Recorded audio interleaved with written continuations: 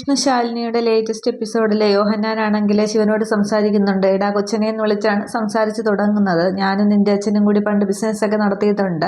അന്ന് ഞാൻ കയ്യാളായിരുന്നു. പക്ഷേ ഇന്നാണെങ്കിൽ അതിൽ നിന്ന് തന്നെയാണ് കൊണ്ടും കൊടുത്തും തന്നെയാണ് ഞാനിതൊക്കെ ഉണ്ടാക്കിയതും പ്ലാവട്ടം കുടുംബത്തിന് അടിത്തറയിട്ടതും ഒക്കെ.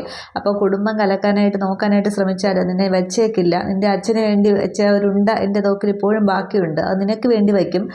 പിന്നെ നല്ല രീതിയിൽ ജീവിക്കുമ്പോൾ കഞ്ചാവും ഒക്കെ കുടിച്ച് നടക്കുന്ന കുടുംബം കലക്കാനായിട്ട് വന്നാൽ ഞാൻ ക്ഷമിക്കത്തില്ല എന്നൊക്കെ പറഞ്ഞ് അങ്ങോട്ട് തട്ടിവിടുകയാണ്.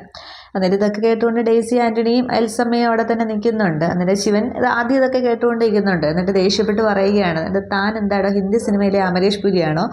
പിന്നെ ഉണ്ടയൊക്കെ താനങ്ങ് അവിടെ വച്ചിരുന്നാൽ മതി. അതിന് വെടിവെക്കാൻ അറിയണമെങ്കിൽ ഉന്നം വേണം. അതെന്തായാലും തനിക്കില്ല. പിന്നെ താൻ എന്തായാലും ഇങ്ങനെ മകളെ എന്നിൽ നിന്ന് അടർത്തി മാറ്റാനൊക്കെ ഇങ്ങനെ ശ്രമിച്ചുകൊണ്ടിരിക്കും. പക്ഷേ അവളുടെ മനസ്സിൽ നിന്നും എന്നെ അടർത്തി മാറ്റാനായിട്ട് ഒരിക്കലും തനിക്ക് സാധിക്കില്ല. കാരണം അവൾ എൻ്റെ പെണ്ണാണ്, എൻ്റെ മാത്രം സ്നേഹിക്കുന്ന പെണ്ണ്. താൻ പിന്നെ സൂക്ഷിച്ചൊക്കെ നടന്നോ.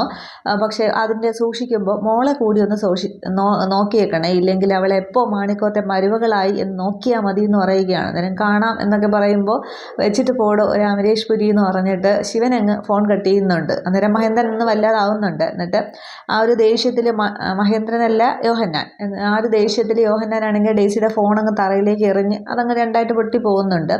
എന്നിട്ട് ഡെയ്സിയോട് പറയുകയാണ്, കുടുംബം കലക്കാൻ ചതിക്കാനാണ് കൂടെ നിന്ന് ചതിക്കാനാണ് നിനക്ക് തീരുമാനമെങ്കിൽ രണ്ടിനെയും ഞാൻ വെച്ചേക്കില്ല, മനസ്സിലായോടി എന്നിങ്ങനെ ഡെയ്സിയെ പിടിച്ചു നിർത്തി ഇങ്ങനെ ഉറക്കെ ദേഷ്യത്തിൽ ചോദിക്കുമ്പോൾ ഡെയ്സി ഒന്ന് പേടിക്കുന്നുണ്ട്. എന്നിട്ട് സ്നേഹത്തോടെ ഇങ്ങനെ കവിളിലൊന്ന് തട്ടിയിട്ട് അങ്ങ് പോവുകയാണ്. എന്നിട്ട് എൽസമ്മയോട് പറയുകയാണ്, എൽസമ്മയെ നിൻ്റെ മോളോട് സൂക്ഷിച്ച് നിന്നോളാം പറഞ്ഞോളണം എന്ന് പറഞ്ഞിട്ട് ഒരു തമാശയിലൂടെ പേടിപ്പെടുത്തുന്ന ആ ഒരു സംസാരിച്ചിട്ട് അങ്ങ് പോകുന്നുണ്ട്. ഈ ആൻ്റണി അങ്ങ് പോവുകയാണ്. അന്നേരം ഡെയ്സി ഇങ്ങനെ വിഷമിച്ച ഫോൺ നോക്കി അവിടെ നിൽക്കുന്നുണ്ട്.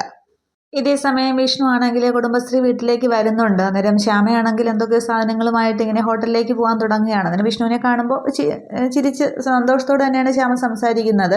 അതിന് വിഷ്ണുവിട്ട് കയറിയിരിക്കും, ഞാൻ ഇത് കടയിൽ കൊണ്ടുവച്ചിട്ട് വരാമെന്ന് പറഞ്ഞുകൊണ്ട് ശ്യാമ അത് കടയിൽ കൊണ്ടുവച്ചിട്ട് തിരികെ വരുന്നുണ്ട്. അന്നേരം ശാരിക അവിടെ എന്തോ തുണിയൊക്കെ ഇങ്ങനെ വിരിക്കുകയാണ്. അതിന് വിഷ്ണു കയറിയിരിക്കുക എന്ന് പറയുമ്പോൾ കുഴപ്പമില്ല എന്നിങ്ങനെ പറയുകയാണ്. അന്നേരം വിഷ്ണുട്ടൻ കയറിയിരിക്കും, ചായ എടുക്കാമെന്നൊക്കെ ശ്യാമ വീണ്ടും പറയുന്നുണ്ട്. അന്നേരം അതൊന്നുമില്ല. ശാരദാമ്മ ചോദിക്കുമ്പോൾ അമ്മ പുറത്തേക്ക് പോയി എന്ന് പറയുന്നുണ്ട്. അന്നേരം ഞാൻ ശ്യാമയെ കണ്ട് സംസാരിക്കാനാണ് വന്നതെന്ന് പറയുന്നുണ്ട്. അന്നേരം അവിടെ എല്ലാവർക്കും സുഖമല്ലേ എന്നിങ്ങനെ ശ്യാമ ചോദിക്കുകയാണ്. അന്നേരം സുഖം കൂടുതലാണ്, പ്രത്യേകിച്ച് രോഹിത്തിന് എന്നിങ്ങനെ വിഷ്ണു പറയുന്നുണ്ട്. എന്ത് ചോദ്യമാണ് ശ്യാമ എങ്ങനെ ചോദിക്കുന്നത്? നമ്മളെല്ലാവരും കൂടി വീണ്ടും സന്തോഷത്തോടെ വീട്ടിൽ ഒരുമിച്ച് കഴിയാനായിട്ടല്ലേ വന്നത്. അപ്പോൾ നീ ഈ ഒരു സാഹചര്യത്തിൽ മാറി നിൽക്കുന്നത് എങ്ങനെയാണ്? നീ തിരിച്ച് വീട്ടിലേക്ക് വരണം എന്നിങ്ങനെ പിന്നെ പറയുന്നുണ്ട്. അന്നേരമാണെങ്കിൽ ശാരദാമ്മയും വരുന്നുണ്ട്. അന്നേരം ശാരദാമ്മ വരുമ്പോൾ വിഷ്ണു എന്നും പറഞ്ഞ് ശാരദാമ്മ ഓട്ടോയിൽ നിന്ന് ഇറങ്ങുകയാണ്. അന്നേരം അകത്തേ കയറി ഇരുന്നില്ലേ, പിന്നെ ചായ കൊടുത്തില്ലേ, നിങ്ങൾ രണ്ട് പെണ്ണുങ്ങളുണ്ടായിട്ട് ചായ കൊടുത്തില്ലേ എന്നൊക്കെ ഈ കുട്ടികൾ ശ്യാമയോടും ശാരിയോടും ചോദിച്ച് ശാരദാമ്മ വഴക്കൊക്കെ പറയുകയാണ്. അന്നേരം വേണ്ട, അതൊന്നും വേണ്ട, ഞാൻ ഇവിടെ വിരുന്നുകാരനല്ലല്ലോ, ഒരു പറഞ്ഞതാണെന്നൊക്കെ വിഷ്ണു പറയുന്നുണ്ട്. അന്നേരം ഞാൻ ശ്യാമയെ ഒന്ന് കാണാനായിട്ട് വന്നതാണ്, വീട്ടിലേക്ക് തിരിച്ചു വരാനായിട്ട് സംസാരിക്കാനാണ് വന്നതെന്ന് പറയുമ്പോൾ എന്നിട്ട് അവൾ എന്ത് പറഞ്ഞു എന്നിങ്ങനെ ശാരദാമ്മ ചോദിക്കുന്നുണ്ട്. അന്നേരം പറഞ്ഞില്ല എന്നിങ്ങനെ പറയുകയാണ്. അന്നേരം ശാരദാമ്മ ശ്യാമയെ നോക്കുന്നുണ്ട്. ഇപ്പോൾ കേട്ടല്ലോ നീ, എന്താണ് നിൻ്റെ ഒരു അഭിപ്രായം എന്നിങ്ങനെ പറയുന്നുണ്ട്. അന്നേരം ശ്യാമ ഒന്നും മിണ്ടാതെ നിൽക്കുകയാണ്. അന്നേരം വിഷ്ണു പറയുന്നുണ്ട്, ഉള്ള കാലം എല്ലാവരും കൂടി ഒരുമിച്ച് സന്തോഷത്തോടെ ജീവിക്കണമെന്നല്ലേ, ഇന്ന് കാണുന്നവരെ നാളെ കാണുന്നില്ല, എല്ലാവർക്കും എത്രത്തോളം ആയുസ്സുണ്ടെന്നൊന്നും അറിയില്ലല്ലോ, അപ്പോൾ നമുക്ക് ഒരുമിച്ചൊരു സന്തോഷത്തോടെ ജീവിച്ചൂടെ? എൻ്റെ ജീവിതത്തിലേക്ക് എത്തി നോക്കാനായിട്ട് ഞാനോ പിന്നെ അമ്മയോ പിന്നെ ശാലിനിയോ ആരും വരില്ല, നിങ്ങൾക്ക് സന്തോഷത്തോടെ ജീവിക്കുക എന്നൊക്കെ ഇങ്ങനെ വിഷ്ണു പറയുകയാണ്. ഒരു അവേശസ്വരം എന്ന പോലെയാണ് വിഷ്ണു സംസാരിക്കുന്നത്. അപ്പോൾ ശ്യാമ ഇങ്ങനെ വിഷമത്തോടെ എതിർത്തൊന്നും പറയുന്നില്ല. ശ്യാമ ഇങ്ങനെ ഇത് കേട്ട് നിൽക്കുകയാണ്. അന്നേരമാണെങ്കിൽ രോഹിത്തിന് ഈ ജോലിയൊന്നും ശരിയാവില്ല എന്ന് ശ്യാമ മുന്നേ പറയുന്നുണ്ട്. അന്നേരം അത് കുഴപ്പമൊന്നുമില്ല, അത് ആദ്യത്തെ ഒരു പ്രശ്നമാണ്, ഇതല്ലെങ്കിൽ വേറെ ജോലി നോക്കാമെന്ന് പറയുന്നുണ്ട്. അന്നേരം രോഹിത്തിന് എങ്ങനെയുണ്ടെന്ന് അങ്ങനെ ശാരദാമ്മ ചോദിക്കുമ്പോൾ അവന് കുഴപ്പമൊന്നുമില്ല, ആൾ വെറുതെ പറഞ്ഞുണ്ടാക്കുന്നതാണ് എന്നുള്ളത്. അന്നേരം ഈ ജോലിയിൽ അവൻ ശരിയാവില്ല എന്നൊക്കെ ഇങ്ങനെ രോഹിത് ശരിയാവില്ല എന്നൊക്കെ ശ്യാമ പറയുമ്പോൾ അത് ആദ്യത്തെ ഒരു പ്രശ്നമാണ്, പിന്നീട് ശരിയായിക്കൊള്ളും എന്ന് പറയുമ്പോൾ ശാരിക ചോദിക്കുന്നുണ്ട്, അപ്പോൾ ഒന്ന് രണ്ട് തല്ല് കൊള്ളുമ്പോൾ അങ്ങനെ ശരിയായിക്കൊള്ളും എന്നാണോ പറയുന്നതെന്ന് ചോദിക്കുന്നുണ്ട്. അന്നേരം അങ്ങനെയൊന്നുമല്ല, ഈ ജോലി ശരിയാവില്ലെങ്കിൽ വേറെ ജോലി നോക്കാം എന്നൊക്കെ ഇങ്ങനെ പറയുന്നുണ്ട്. നിങ്ങൾ വീട്ടിലേക്ക് തിരിച്ചു വരണമെന്ന് പറയുകയാണ്. അന്നേരം ശാരിക പറയുന്നുണ്ട്, രോഹിത്തിനാണെങ്കിൽ പറയത്തക്ക ഒരു ജോലിയൊന്നുമില്ല, പിന്നെ പപ്പിമോളുടെ കാര്യം എല്ലാവർക്കും അറിയത്തുമില്ലല്ലോ, അപ്പോൾ പിന്നെ അവൾ അവിടെ വന്ന് നിന്നാൽ നിങ്ങൾ എല്ലാവർക്കും ഒരു ഭാരമായിട്ട് അവൾ എന്തിനാണ് വന്നിരിക്കുന്നത്, പിന്നെ ഇവൾ ചെയ്യുന്നതെല്ലാം എല്ലാവർക്കും കുറ്റമല്ലേ, അതുകൊണ്ട് ഇവൾ അങ്ങോട്ടേക്ക് പോകണ്ട എന്നാണ് എൻ്റെ അഭിപ്രായം എന്നിങ്ങനെ ശാരിക പറയുമ്പോൾ ശാരദാമ്മയും വിഷ്ണു ഇങ്ങനെ ശ്രദ്ധിക്കുകയാണ്. ആ ഒരു ശാരികയുടെ സംസാരത്തിൽ വിഷ്ണുവിന് ദേഷ്യം വരുന്നുണ്ട്. വിഷ്ണു പറയുകയാണ്, സ്വന്തം അനിയത്തിയുടെ ജീവിതം നല്ലതായിട്ട് കാണണം, കളഞ്ഞു കുളിക്കണം കൊണ്ടാണോ പറയുന്നത്, അല്ലോ സ്വന്തം ജീവിതം കളഞ്ഞു കുളിച്ചിട്ട് അനിയത്തി ഇതുപോലെ വീട്ടിൽ നിൽക്കട്ടെ എന്ന് ഉദ്ദേശിച്ചാണോ പറയുന്നത് എന്നിങ്ങനെ ചോദിക്കുകയാണ്. അന്നേരം ശാരിക പറയുന്നുണ്ട്, ഞാൻ അവളുടെ നന്മയെ കരുതിയാണെന്ന്. അന്നേരം ശാരദാമ്മ ചോദിക്കുകയാണ്, അതെങ്ങനെ നന്മയാവും, ഭർത്താവിനെ ഉപേക്ഷിച്ച് വീട്ടിൽ വന്ന് നിൽക്കുന്നത് നന്മയല്ലല്ലോ, അവൾ അവിടെ പോയാലല്ലേ സുഖമായിട്ട് ജീവിക്കാൻ കഴിയുള്ളൂ എന്ന് പറയുമ്പോൾ ശാരിക പിന്നെ മിണ്ടാതെ നിൽക്കുന്നുണ്ട്. അന്നേരം വിഷ്ണു പറയുന്നുണ്ട്, നിങ്ങൾക്ക് അവിടെ സന്തോഷമായിട്ട് കഴിയാം, അവന് ഗൾഫിലേക്കൊന്നും വിടണ്ട, ഇവിടെ തന്നെ ഒരു ബിസിനസ്സോ എന്തെങ്കിലും ചെയ്യാനുള്ളത് ഞാൻ തന്നെ ഉണ്ടാക്കിത്തരാം, ഞങ്ങൾ ആരും നിങ്ങളുടെ ജീവിതത്തിലേക്ക് എത്തി നോക്കത്തു പോലുമില്ല, തിരിച്ച് വീട്ടിലേക്ക് വന്നാൽ മാത്രം മതി, നമുക്ക് എല്ലാവർക്കും കൂടി അവിടെ സന്തോഷമായിട്ട് കഴിയും, നിങ്ങളുടെ ജീവിതം ഒരു ഇതായിട്ട് ഞാൻ എങ്ങോട്ടത്തെങ്കിലും ഇനി എൻ്റെ കാര്യം തിരക്കി പോകത്തുള്ളൂ എന്നിങ്ങനെ പറയുമ്പോൾ ശാരദാമ്മ ഇങ്ങനെ വിഷ്ണു പറയുന്ന വാചകങ്ങളൊക്കെ ഇങ്ങനെ ശ്രദ്ധിക്കുന്നുണ്ട്. അന്നേരം വിഷ്ണു എങ്ങോട്ട് പോകാനാണ് എന്നിങ്ങനെ ചോദിക്കുമ്പോൾ വിഷ്ണു പറയുന്നുണ്ട്, അല്ല എന്ന് പറഞ്ഞിട്ട് എനിക്കൊരു യാത്ര ഉണ്ടായിരുന്നു എന്ന് പറയുകയാണ്. അന്നേരം വിഷ്ണു എങ്ങോട്ടും പോകണ്ട, എല്ലാവരുടെയും കാര്യങ്ങൾ അവരുടെ കാര്യങ്ങളെല്ലാം നോക്കി ഒരു വലിയേട്ടനായിട്ട് വിഷ്ണു അവിടെ തന്നെ ഉണ്ടാകണം, എന്നും അങ്ങനെ വേണം എന്നിങ്ങനെ പറയുമ്പോൾ വിഷ്ണുവിൻ്റെ കണ്ണൊക്കെ ഇങ്ങനെ നിറഞ്ഞു വരുന്നുണ്ട്. വിഷ്ണു ഇങ്ങനെ ഒരു ഡോക്ടർ പറഞ്ഞ കാര്യം ശ്രദ്ധിക്കുന്നുണ്ട്. കുഴപ്പമാണോ എന്ന് ചോദിച്ചാൽ കുഴപ്പം തന്നെയാണ്, തന്നോട് മറച്ചു വെച്ച് സംസാരിക്കാം, പക്ഷേ ഇത് ഒരു വലിയ കുഴപ്പത്തിലേക്ക് പോകും, ട്രീറ്റ്മെൻറ്റ് തുടങ്ങേണ്ട സമയം കഴിഞ്ഞിരിക്കുന്നു എന്നിങ്ങനെ ഡോക്ടർ വിഷ്ണുവിനോട് പറഞ്ഞത് വിഷ്ണു ആലോചിക്കുമ്പോൾ വിഷ്ണു അങ്ങ് വല്ലാതാവുകയാണ്. അന്നേരം മോൻ എന്താ ആലോചിക്കുന്നത് അങ്ങനെയെല്ലാം ചോദിക്കുമ്പോൾ അതെ അങ്ങനെയാണ്, അങ്ങനെ ആവണമല്ലോ എന്നിങ്ങനെ പറയുകയാണ്.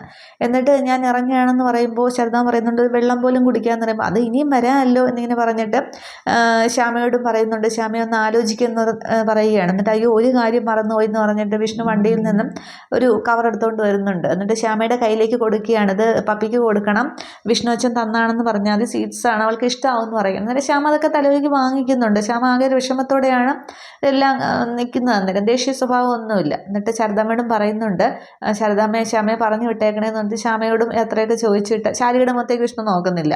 എന്നിട്ട് വിഷ്ണു വണ്ടി എടുത്തങ്ങ് പോവുകയാണ്. അതിനുശേഷം ശാരദാമ്മ ശ്യാമയോട് പറയുന്നുണ്ട്, ഒരു കുടുംബം നന്നാക്കേണ്ടത് പെണ്ണുങ്ങൾ തന്നെയാണ്, ചെറിയ വഴക്കൊക്കെ ഉണ്ടാകും, പക്ഷെ അതൊക്കെ നമ്മളാണ് പരിഹരിച്ച് പോകേണ്ടത്, നീ ഒന്നുകൂടി ഒന്ന് ആലോചിച്ച് നോക്കെന്ന് പറഞ്ഞിട്ട് ശാരദാമ്മ ഇങ്ങ് അകത്തേക്ക് കയറി പോവുകയാണ്. അന്നേരം ശ്യാമയാണെങ്കിൽ തിരികെ ഹോട്ടലിലേക്കാണ് കവറുമായിട്ട് പോകുന്നത്. കവർ അവിടെ കൊണ്ടുവച്ചിട്ട് ശ്യാമ ചിന്തിക്കുന്നുണ്ട്, വിഷ്ണു പറഞ്ഞത് ഇങ്ങനെ മാറിയൊരു സാഹചര്യത്തിൽ ആരൊക്കെ എത്രയും കാലം ഉണ്ടാകുമെന്ന് അറിയില്ലല്ലോ, ഉള്ള കാലം എല്ലാവരും കൂടി സന്തോഷിച്ചിരിക്കുന്നതല്ലേ നല്ലതെന്നൊക്കെ ഇങ്ങനെ വിഷ്ണു പറഞ്ഞത് ശ്യാമ ഇങ്ങനെ മനസ്സിലൂടെയായിട്ട് ചിന്തിക്കുന്നുണ്ട്. ആകെ വിഷമിച്ച് വിഷ്ണു ആണെങ്കിൽ തിരികെ വണ്ടി ഓടിച്ച് പോകുന്നുണ്ട്. ഇതേസമയം മഹേന്ദ്രൻ്റെ വീട്ടിലേക്ക് ADM ആണെങ്കിൽ ജോൺ അബ്രഹാം വരുന്നുണ്ട്. കാറിൽ നിന്ന് ജോൺ ഇറങ്ങുന്ന കാണുമ്പോൾ മഹേന്ദ്രൻ ജനൽ കൂടി കാണുന്നുണ്ട്. നിർമ്മലയോട് പറയുകയാണ്, ഒരു 2 സ്ട്രോങ് ആയിട്ടുള്ള ചായ എടുത്തോ, വിരുന്നുകാരൻ നിസ്സാരക്കാരനല്ല എന്നിങ്ങനെ പറയുന്നുണ്ട്. സ്വാമി ഇങ്ങനെ പുറത്തേക്ക് ഇറങ്ങുമ്പോൾ മഹേന്ദ്രൻ സാറില്ലേയും ചോദിച്ചുകൊണ്ട് ജോൺ ആണെങ്കിൽ അകത്തേക്ക് കയറുകയാണ്. അന്നേരം എന്തെങ്കിലും ഒരു കാര്യം ഏറ്റു കഴിഞ്ഞാൽ അത് പിന്നെ ചെയ്തില്ലെങ്കിൽ പിന്നെ എനിക്ക് ഭയങ്കര വിഷമമാണ്, ആത്മാർത്ഥത കൂടിപ്പോയാൽ ഇതാണ് പ്രശ്നം എന്നൊക്കെ ഇങ്ങനെ പറയുന്നുണ്ട്. പ്രത്യേകിച്ച് സാറിനെ പോലുള്ളവർക്ക് എന്നൊക്കെ പറയുമ്പോൾ ഈ ആത്മാർത്ഥത കൊണ്ട് ഞങ്ങൾക്ക് എന്തെങ്കിലും ഗുണമുണ്ടോ എന്നിങ്ങനെ മഹേന്ദ്രൻ ചോദിക്കുകയാണ്. അന്നേരം ഗുണമുള്ളതുകൊണ്ടല്ലേ ഞാൻ വന്നതെന്ന് പറയുന്നുണ്ട്. അന്നേരം ഇരിക്കുമ്പോൾ പറയുന്നുണ്ട്, ഈ ഒരു ഫയലും കൊണ്ടാണ് ജോൺ അബ്രഹാം വരുന്നത്, അത് കാണിക്കുകയാണ്. എന്നിട്ട് പറയുന്നുണ്ട്, ഇതാണ് ശാലിനി വിഷ്ണുവിൻ്റെ മേശപ്പുറത്തിരുന്നതാണ്, പരുത്തിക്കുന്ന് കോളനി പുറമ്പോക്കാണ് എന്നുള്ളത് കാഹളം കുമാരൻ കണ്ടെത്തിയ ആ തെളിവുകളെല്ലാം അടങ്ങുന്ന ഫയലാണ്, അത് ഞാനിങ്ങ് ചൂണ്ടി എന്ന് പറഞ്ഞിട്ട് അത് മഹേന്ദ്രൻ്റെ കയ്യിലേക്ക് കൊടുക്കുകയാണ്. മഹേന്ദ്രൻ ആകപ്പാടെ അങ്ങോട്ട് സന്തോഷമാകുന്നുണ്ട്, തിരിച്ചു മറിച്ചും പേപ്പറൊക്കെ നോക്കുകയാണ്. എന്നിട്ട് അപ്പോൾ ഇതിൻ്റെ ഒരു ബലത്തിലല്ലേ ഝാൻസി റാണി ഇവിടെ കിടന്ന് ഉഴുതു മറിച്ചത്, അപ്പോൾ ഇത് നമ്മുടെ കയ്യിലായപ്പോൾ അവളുടെ നാവിൻ കൂച്ചുവെല്ലം കിട്ടതുപോലെ ആയിപ്പോയല്ലോ, ഇനി ഭരിക്കില്ലല്ലോ എന്നിങ്ങനെ പറയുകയാണ്. അന്നേരം ഇനി ഒന്നും ഉണ്ടാകില്ല, പിന്നെ കളക്ടർ തിരിച്ചെത്തുമ്പോൾ ആദ്യം അന്വേഷിക്കുന്ന ഫയലല്ലേ എന്നൊക്കെ മഹേന്ദ്രൻ ചോദിക്കുന്നുണ്ട്. എന്നിട്ട് സ്വാമിയുടെ കയ്യിലേക്ക് നോക്കാനൊക്കെ കൊടുക്കുകയാണ്.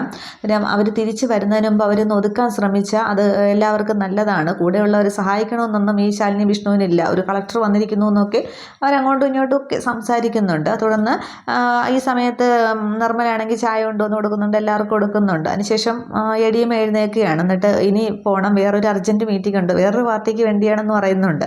അന്നേരം ഇത് അക്കൗണ്ടിലേക്ക് കൃത്യമായിട്ട് അറിഞ്ഞ് തന്നെ ഇട്ട് തരാം എന്നൊക്കെ ഇങ്ങനെ മഹേന്ദ്ര അതിന് മുന്നേ പറയുന്നുണ്ട്. തുടർന്ന് കൈ കൊടുത്തവർ പിരിയുകയാണ്. ജോൺ പോകുന്നുണ്ട്. അതിനുശേഷം ഈ മഹേന്ദ്രൻ വീണ്ടും ആ ഫയൽ ഇങ്ങനെ നോക്കുകയാണ്. അന്നേരം നിർമ്മല ഇതെല്ലാം കേട്ടുകൊണ്ടിരിക്കുകയായിരുന്നു. നിർമ്മല ആ ഒരു വിഷമത്തോടെയാണ് നിൽക്കുന്നത്. എന്നിട്ട് ചോദിക്കുന്നുണ്ട്, എനിക്കൊരു കാര്യം ചോദിക്കാനുണ്ടെന്ന് പറയുമ്പോൾ ചോദിക്കാൻ പറയുകയാണ് മഹേന്ദ്രൻ. അന്നേരം ഇനി ഒരു പെണ്ണിൻ്റെ ശാപം കൂടി മാണിക്കോത്ത് കുടുംബത്തിലേക്ക് വരുത്തി വെക്കണമെന്ന് ചോദിക്കുകയാണ്. അന്നേരം ഏത് പെണ്ണിൻ്റെ എന്നിങ്ങനെ ചോദിക്കുമ്പോൾ ശാലിനി വിഷ്ണുവിൻ്റെ എന്ന് പറയുകയാണ്. അന്നേരം നീ ഇതിനെ അറിഞ്ഞ് ചോദിച്ചാലും അറിയാതെ ചോദിച്ചാലും എനിക്കൊരു ഉത്തരമേ പറയാനുള്ളൂ. അച്ഛനപ്പന്മാരായിട്ട് എനിക്കുണ്ടാക്കി തന്നതൊന്നും ആർക്കും വിട്ടുകൊടുക്കാനായിട്ട് എനിക്ക് ഉദ്ദേശമില്ല എന്ന് പറയുമ്പോൾ ഒരു പെണ്ണിൻ്റെ ജീവിതത്തിന് നിങ്ങൾ ഒരു വിലയും കൽപ്പിക്കുന്നില്ലേ, നമുക്കും ഉണ്ട് ഒരു മോള്, നിങ്ങളത് ഓർമ്മിച്ചാൽ നന്ന് എന്നിങ്ങനെ പറയുമ്പോൾ എടീ നിൻ്റെ എന്നിങ്ങനെ പറഞ്ഞിട്ട് മഹേന്ദ്രൻ എന്തോ പറയാനായിട്ട് വരുമ്പോഴാണ് വെളിയിൽ ശിവൻ്റെ ബുള്ളറ്റിൻ്റെ ശബ്ദം കേൾക്കുമ്പോൾ അപ്പോൾ സ്വാമി ഇങ്ങനെ പറയുന്നുണ്ട് ശിവൻ കുഞ്ഞ് വന്നു അപ്പോൾ മഹേന്ദ്രൻ പിന്നൊന്നും പറയുന്നില്ല. തുടർന്ന് നിർമ്മലയാണെങ്കിൽ വാതിലിൻ്റെ അങ്ങോട്ടത്തേക്ക് ചെല്ലുന്നുണ്ട്. അന്നേരം അമ്മ അച്ഛൻ എവിടെയും ചോദിക്കുമ്പോൾ ദാ ഇവിടെ ഉണ്ടെന്ന് പറയുകയാണ്. തുടർന്ന് മഹേന്ദ്രൻ്റെ അടുത്തേക്ക് വരുന്നുണ്ട്. എന്നിട്ട് അച്ഛനോടും അമ്മയോടും എനിക്കൊരു കാര്യം സംസാരിക്കാനുണ്ടെന്ന് പറയുമ്പോൾ മഹേന്ദ്രൻ പറയുകയാണ്, നിർമ്മല നിനക്ക് വലിയ പരാതിയല്ലായിരുന്നു, സംസാരിക്കുന്നില്ല, മിണ്ടില്ല എന്നൊക്കെ, എന്താടാ കാര്യം എന്നിങ്ങനെ ചോദിക്കുന്നുണ്ട്.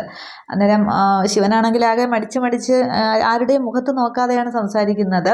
എനിക്ക് ഒരു പെൺകുട്ടി ഇഷ്ടമാണ്, നേരെ കാര്യത്തിലേക്ക് വരാമെന്ന് പറഞ്ഞിട്ട് എനിക്കൊരു പെൺകുട്ടി ഇഷ്ടമാണെന്ന് പറയുന്നുണ്ട്. അന്നേരം മഹേന്ദ്രൻ അങ്ങോട്ട് പൊട്ടിച്ചിരിക്കുകയാണ്. അന്നേരം അത് സ്വാഭാവികം എന്നിങ്ങനെ പറയുന്നുണ്ട്. അന്നേരം ശിവൻ പറയുകയാണ്, പക്ഷേ ആ പെൺകുട്ടിയുടെ വീട്ടുകാർക്ക് ഇത് എന്നെ ഇഷ്ടമല്ല, അതുകൊണ്ട് ഞാൻ അവളെ ഇങ്ങോട്ട് വിളിച്ചിറക്കി കൊണ്ടുവരാൻ പോവുകയാണ്, അച്ഛനും അമ്മയും സ്വീകരിക്കണം എന്നിങ്ങനെ പറയുകയാണ്.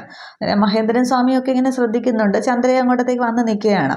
അന്നേരം നിർമ്മല പറയുകയാണ്, അങ്ങനെ കണ്ണി കണ്ട പെണ്ണുങ്ങളെ ഒന്നും ഇവിടേക്ക് കൊണ്ടുവരാനായിട്ട് സാധിക്കില്ല, എന്താ അവൾക്ക് വീടും വീട്ടുകാരും ഒന്നും ഇല്ലേന്ന് ചോദിക്കുകയാണ്. അന്നേരം ശിവൻ ആരുടെയും മുഖത്ത് നോക്കാതെ തന്നെയാണ് പറയുന്നത്, അതുള്ളതാണ് പ്രശ്നമായിപ്പോയത്, അതുകൊണ്ടാണ് ഞാൻ മുൻകൂട്ടി അനുവാദം ചോദിച്ചത് ഇങ്ങനെ ശിവൻ പറയുമ്പോൾ ഏതാടാ പെണ്ണ് എന്നിങ്ങനെ മഹേന്ദ്രൻ ചോദിക്കുകയാണ്. അന്നേരം ശിവൻ പറയുന്നുണ്ട് പ്ലാമൂട്ടിലെ എന്ന് പറയുമ്പോൾ എല്ലാവരും ഇങ്ങനെ നോക്കുകയാണ്. അന്നേരം പ്ലാമൂട്ടിലെ എന്ന് മഹേന്ദ്രൻ ഒന്നുകൂടി ചോദിക്കുന്നുണ്ട്. അന്നേരം ശിവൻ അങ്ങ് എങ്ങോട്ട് നോക്കി തന്നെ പറയുകയാണ്, യോഹന്നാൻ്റെ മകൾ ഡെയ്സി എന്നിങ്ങനെ പറയുമ്പോൾ ഈ നിർമ്മലയുടെ കയ്യിൽ നിന്ന് ആ ചായ ട്രേ അങ്ങോട്ട് താഴെ വീഴുന്നുണ്ട്. മഹേന്ദ്രൻ അങ്ങോട്ട് ചാടി എഴുന്നേൽക്കുകയാണ്. പക്ഷേ ഒരു നിമിഷം എടാ ശിവ എന്നിങ്ങനെ വിളിച്ചുകൊണ്ട് നിർമ്മല ഇങ്ങനെ കൈ പിടിക്കുന്നുണ്ട്. പക്ഷേ കൈ തട്ടി മാറ്റിയിട്ട് ശിവൻ ആരുടെയും മുഖത്ത് നോക്കാതെ അകത്തേക്ക് കയറി പോകുന്നുണ്ട്. അന്നേരം മഹേന്ദ്രനാണെങ്കിൽ മുന്നോട്ട് നടന്ന് ആ നിർമ്മലയുടെ കയ്യിൽ നിന്ന് താഴെ വീണ ആ ട്രേയിൽ ചവിട്ടിക്കൊണ്ട് തന്നെ നിൽക്കുകയാണ്. എന്നിട്ട് സ്വാമി അവൻ എന്താ പറഞ്ഞിട്ട് പോയത് എന്നിങ്ങനെ ചോദിക്കുകയാണ്. അന്നേരം അത് പിന്നെ സാർ എന്നിങ്ങനെ പറഞ്ഞ് സ്വാമി നിൽക്കുന്നു. അകത്തേക്ക് പോയ ശിവൻ ഇങ്ങനെ ഒരു ഇതിൽ തീരുമാനം ഉറപ്പിച്ചു ഇങ്ങനെ നിൽക്കുകയാണ്. ഇത്രയും എപ്പിസോഡിൽ കാണിക്കുന്നുള്ളൂ.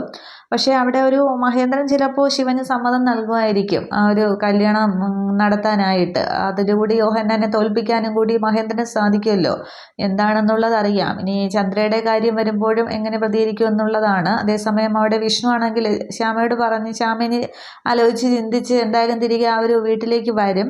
ഇനിയാണ് ആ വിഷ്ണു നേരത്തെ ആ ഒരു കമ്മിങ് സൂൺ പ്രൊമോയിൽ വന്നിട്ട് പോലെയുള്ള ആ ഒരു സംഭവം ഉണ്ടാകുന്നത്. മിക്കവാറും അത് വിഷ്ണു പറ്റിക്കുന്നതായിരിക്കും, അല്ലെങ്കിൽ എന്തെങ്കിലും സ്വപ്നമോ എന്തെങ്കിലും ആയിരിക്കും. അതൊക്കെ കാണാം. Okay, thank you.